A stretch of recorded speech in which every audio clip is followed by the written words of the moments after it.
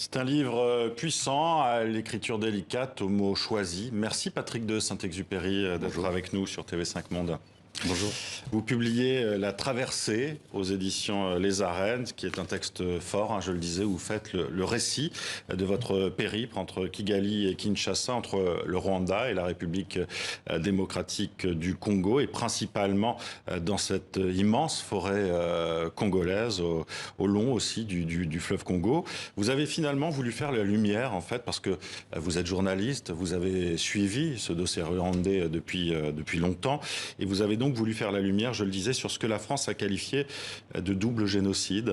Au génocide des Tutsis au Rwanda répondrait celui des Hutus dans cette forêt congolaise. Au final, que des victimes et que des coupables, ce qui serait arrangeant, selon vous. Paris qui n'aurait donc pas été l'allié du bourreau. Une traversée que vous avez effectuée seul, avec votre petit sac à dos, avec peu de moyens. Et je crois que pour vous, ça, c'était absolument nécessaire pour aller rencontrer ces gens et pour mener cette enquête.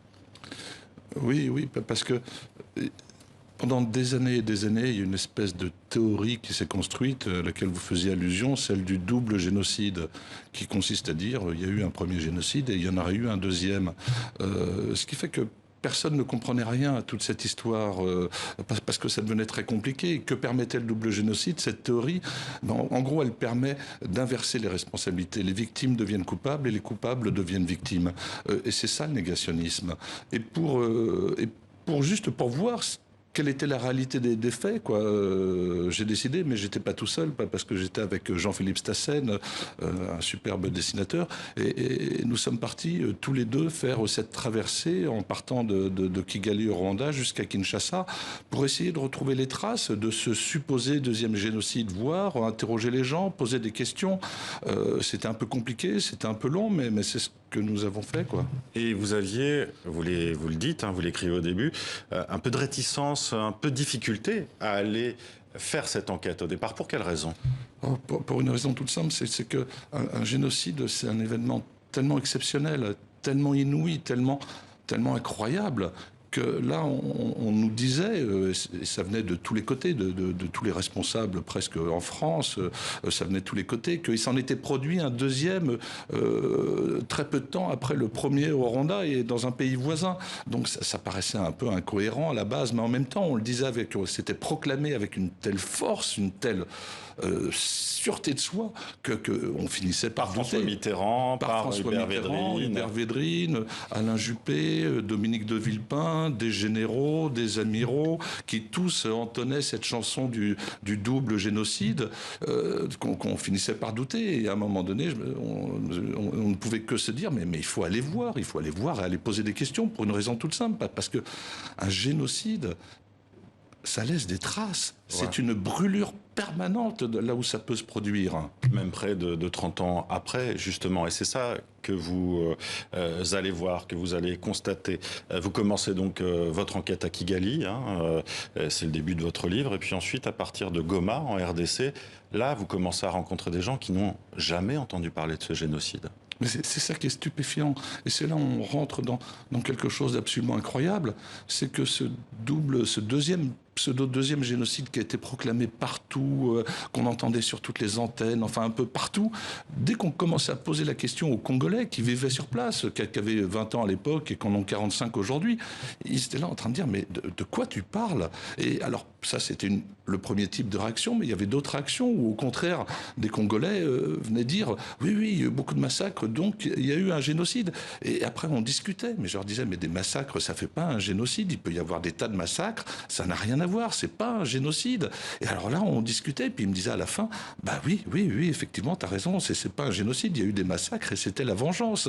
Ce qui s'est passé au Congo, en fait, c'est tout simple. C'était pas un génocide, c'était une guerre.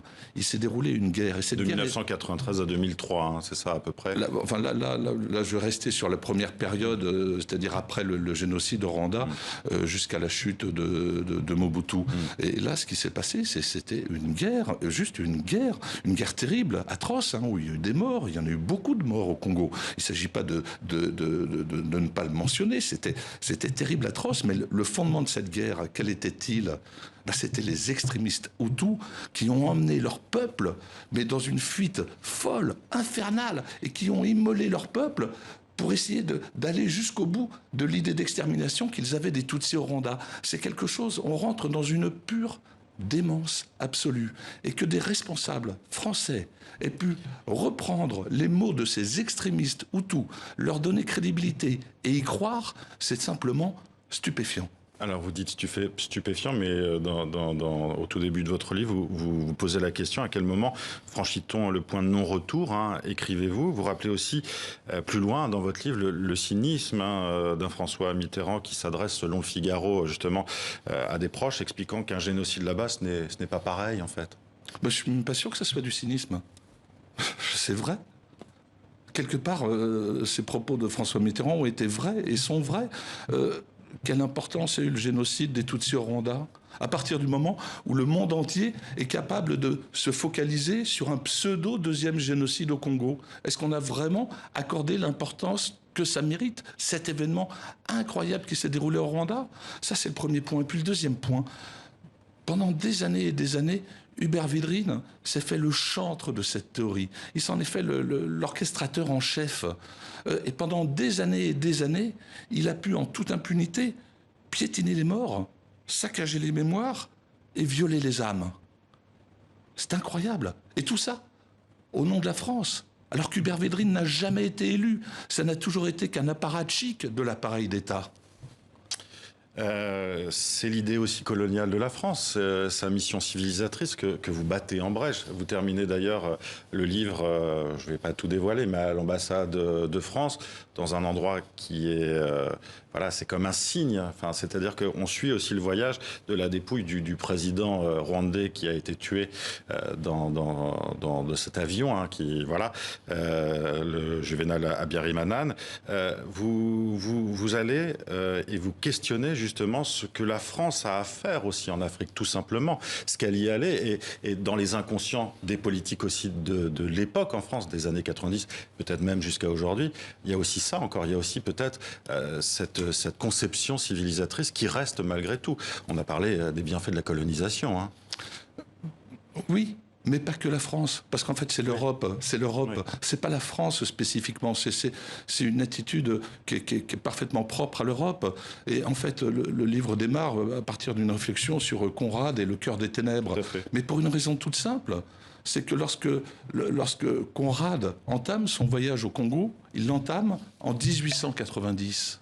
100 ans plus tard, la France revient au cœur de l'Afrique, au Rwanda, par une intervention militaire. C'est cette coïncidence de date qui est incroyable. La France commence à s'engager au Rwanda 100 ans juste après le voyage de Conrad au Congo. Et c'est la même histoire. Pas en plus vraiment drôle au Rwanda avant cela. Et c'est la même histoire. Et c'est comme si on n'avait rien appris. C'est comme si on passe notre temps, enfin des gens passent leur temps à célébrer Conrad, le travail de Conrad, mais c'est comme si on l'avait jamais lu, c'est comme si on n'avait rien appris. Et justement, on va finir par ce qui ouvre votre livre, cette citation de Marc Bloch: on croit aisément ce que l'on a besoin de croire, et ça résume tout. Merci Patrick de Saint-Exupéry d'avoir été avec nous. La Traversée était éditée aux éditions Les Arènes, collection Reporter, je crois.